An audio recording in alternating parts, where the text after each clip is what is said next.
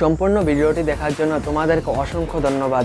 I hope ভিডিওটা ভালো হয়েছে। ভিডিওটা ভালো হলে অবশ্যই লাইক করবা। চ্যানেলে যদি নতুন হয়ে থাকো তাহলে অবশ্যই সাবস্ক্রাইব করবা। সাবস্ক্রাইব করে বেল বাটনটা অন করে দিবা।